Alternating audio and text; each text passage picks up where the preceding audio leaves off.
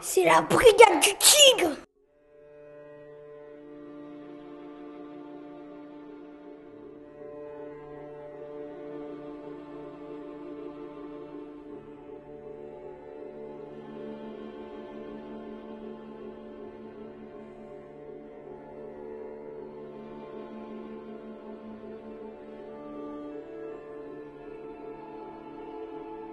L'Europe, c'est une réalité, elle existe, elle est peut-être méconnue, mais c'est une réalité. Maastricht a été ratifié et voté par les Français il y a bientôt 8 ans, c'est donc une réalité. Et nous nous inscrivons dans cette réalité européenne. L'Europe, c'est une partie de l'avenir de la France. C'est la France et l'Europe, pas l'une sans l'autre. Les deux vont ensemble. L'Europe, elle existe.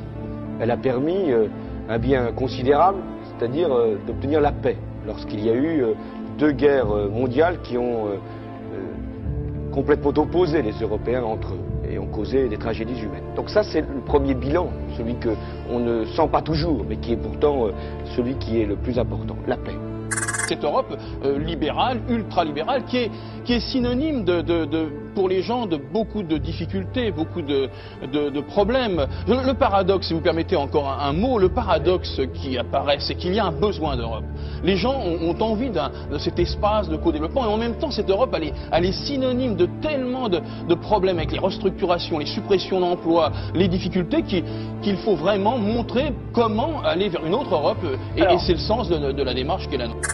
On est en train aujourd'hui de tout mélanger et de faire porter sur le traité de Maastricht et sur l'Europe une responsabilité qui est en réalité une responsabilité des gouvernements.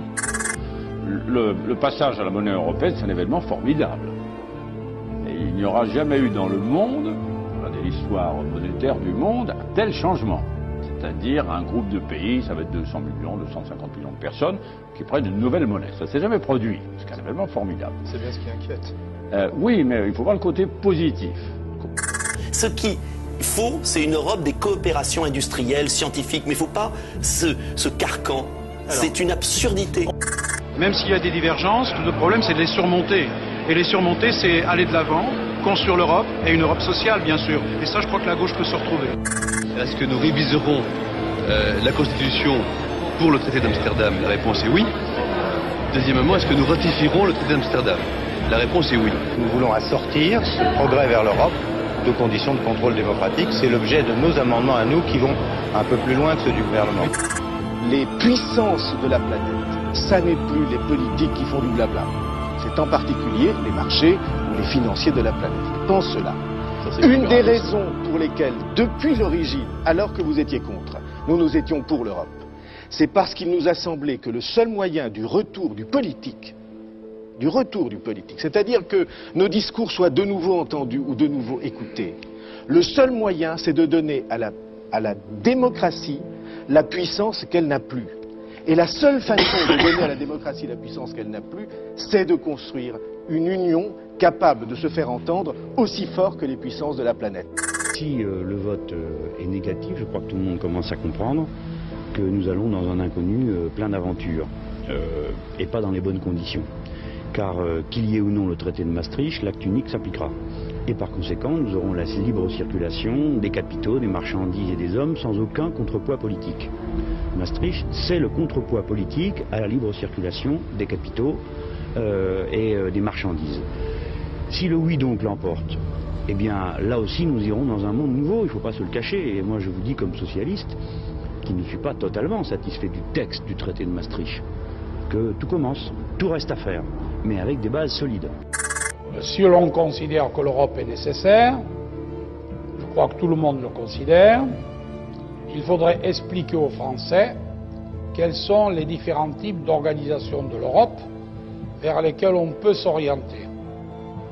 La question ne leur a jamais été posée. L'Europe fédérale, l'Europe des États, zone de libre-échange, ce que disait Bayrou tout à l'heure, nous en parlons entre nous, nous en parlons comme des professionnels, c'est vrai, mais pour les gens, ça ne veut pas dire grand-chose. Je crois que cette Europe-là, ils n'en veulent pas. Par contre, ils sont tout à fait pour Airbus, pour Ariane, pour tout ce qu'on peut faire de positif dans le cadre européen. Il y a beaucoup à faire pour construire une Europe qui réponde aux vrais défis, le chômage, la déstabilisation de l'Europe de l'Est, et puis nos rapports avec les États-Unis et le Japon. Mais je crois que l'essentiel pour les Américains, c'est d'avoir une Europe forte mais ouverte. Ouverte entre eux, mais surtout ouverte pour les Américains, pour les Japonais et pour les autres pays de l'Europe de l'Est, de l'ancienne Union soviétique. Pour moi qui suis venu au monde adulte dans un climat d'horreur et de crime, je ne veux plus revoir, mesdames et messieurs, ni Oradour, ni Guernica, ni Auschwitz, ni les bombes de Dresde, ni les forêts de Katyn.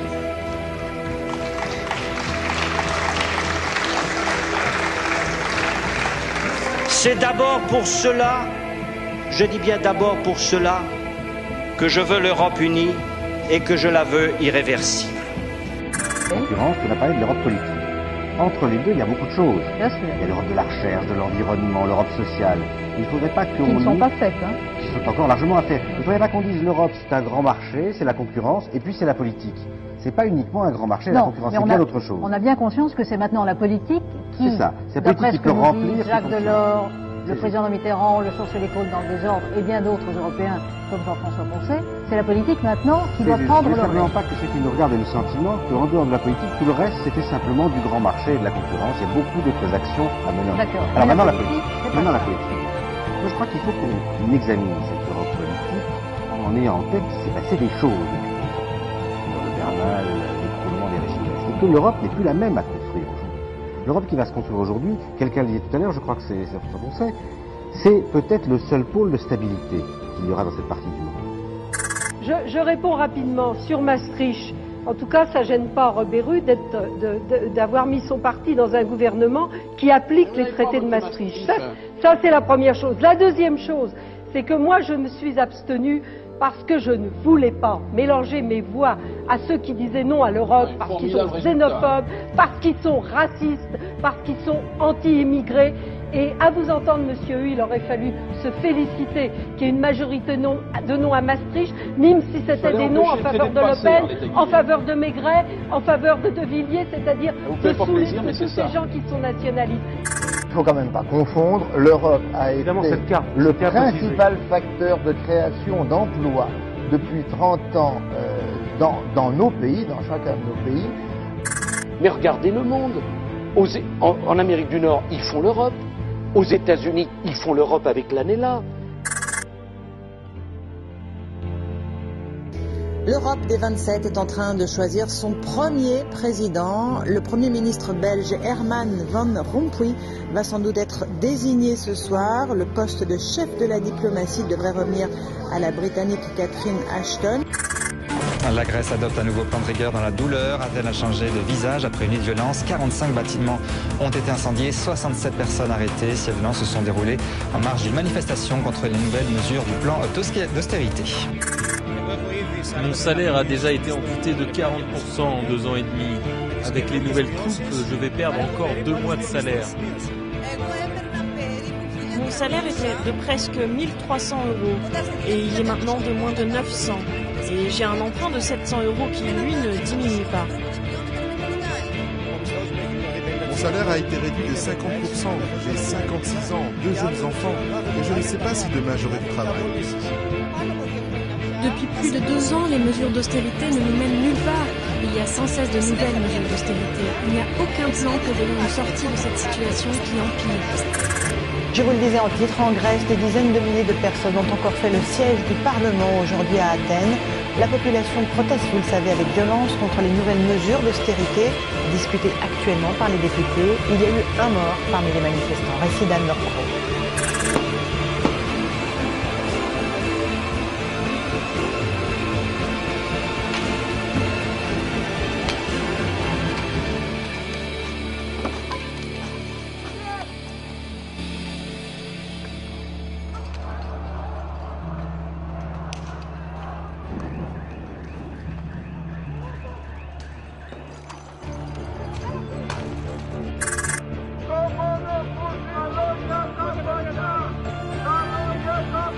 Nous sommes ici parce que le gouvernement veut réduire nos salaires encore plus. Les salaires des pompiers ont subi des énormes coupes ces 2 dernières années et on ne peut plus supporter ça.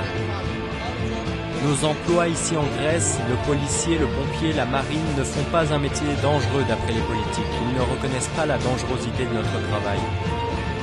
Ce soir, les choses s'accélèrent, mais d'abord direction l'Espagne, car oui, il y a urgence. Là-bas, l'économie est en train de s'effondrer et le chômage atteint des sommets. Plus d'1 jeune sur 2 est aujourd'hui sans emploi dans le pays. Les Espagnols expriment leur colère contre la crise, parfois avec violence comme à Barcelone. Ces manifestations ont fortement mobilisé durant la grève générale d'hier dans la capitale de la Catalogne. Des affrontements ont éclaté entre policiers et des groupes de jeunes. Après la Grèce, l'Espagne, l'Italie sera-t-elle donc le prochain domino de la zone euro à tomber? Le pays est en récession depuis la fin de l'année dernière et c'est aujourd'hui l'ampleur de sa dette qui inquiète les marchés.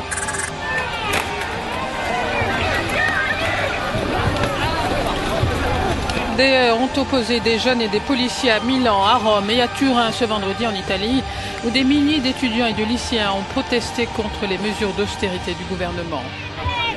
Des manifestations ont eu lieu aussi à Pise, Bologne, Florence ou Palerme. Sauver les écoles, pas les banques, scandaient des jeunes.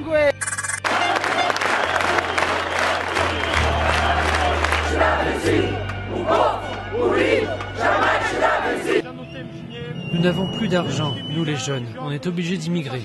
Le chômage est au plus haut. Le pays se meurt petit à petit. Donc, l'autre Europe, eh bien, je suis désolé de le dire, c'est un leurre. C'est un leurre. Pendant qu'on fait penser ou rêver aux gens à l'autre Europe, eh bien, nous perdons actuellement 800 emplois par jour. Et une usine par jour. Le résultat de tout ça, c'est quoi? C'est qu'il y a 2 façons maintenant, il y a 3 façons de se comporter. La première façon, c'est de jouer le jeu du système. Vous savez, c'est ce qu'avait dit Louis XV après moi le déluge. C'est ce que font tous mes petits amis de la haute fonction publique. C'est chacun pour soi et Dieu pour tous. Donc je fais carrière, je dis n'importe quoi, je sais qu'on va dans le mur, mais c'est pas grave, parce qu'au moins j'ai mon pognon et je suis tranquille.